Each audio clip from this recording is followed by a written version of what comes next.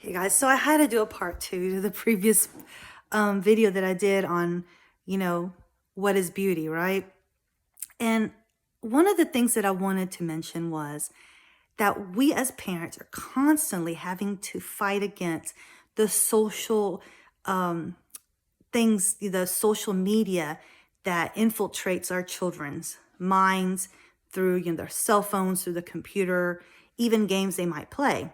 And it's a very real thing. I know that I've already covered bullying on the internet. That's obviously a thing, but this is not bullying. This is more like when you are constantly looking at TikTok videos with filters, or you're looking at, I don't know, anything on the computer or on your cell phone. I see these kids on their cell phones all the time. It doesn't matter what they're doing, they have that cell phone in their hand. It's almost like it's a, security blanket for a lot of them. And they'll glance at it once in a while, they'll text.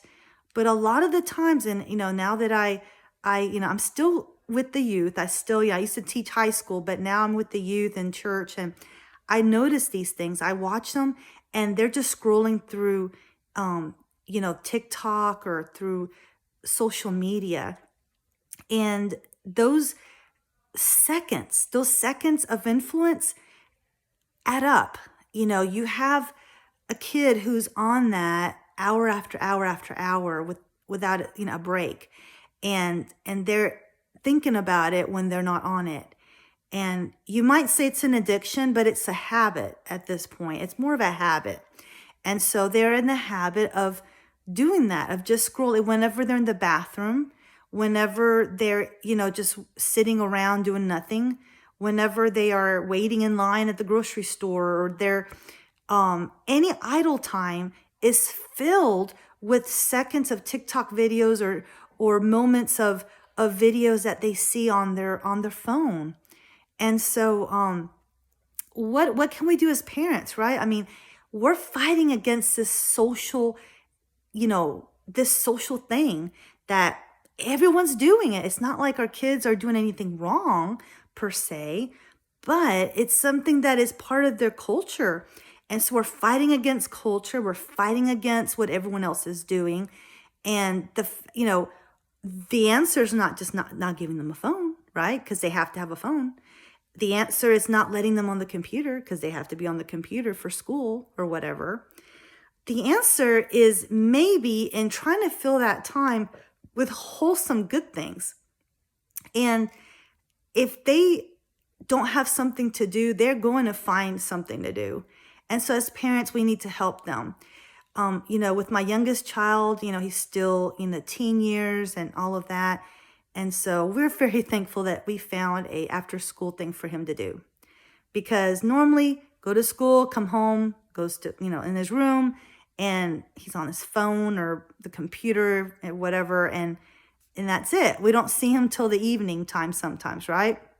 And so a lot of parents will have a rule where they can't get on any electronics unless they're in, down around people, or around their family, or if they're they cannot be in their room.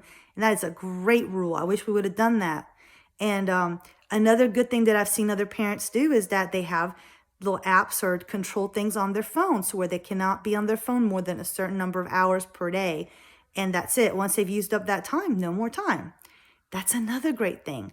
There's so many ways that we can help our children, but we've got to be mindful of those things, because it's part of the culture.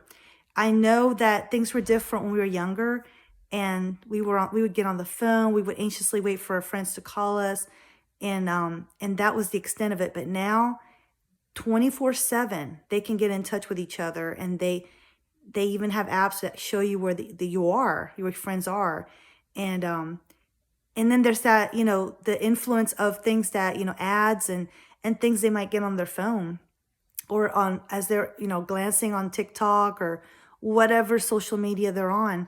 They're gonna have different things pop up. So anyway, that was the other thing I wanted to add. And I know parenting now, year 2022, it's not going to get any easier. Just be mindful of things. I'm not talking out of experience. I'm talking out of what I've seen. And I wish if I could go back in time, some of the things that I would do different. So take it for what it's worth. All right, those are my thoughts. As always, good luck on your journey, and I'll talk to y'all soon. Bye.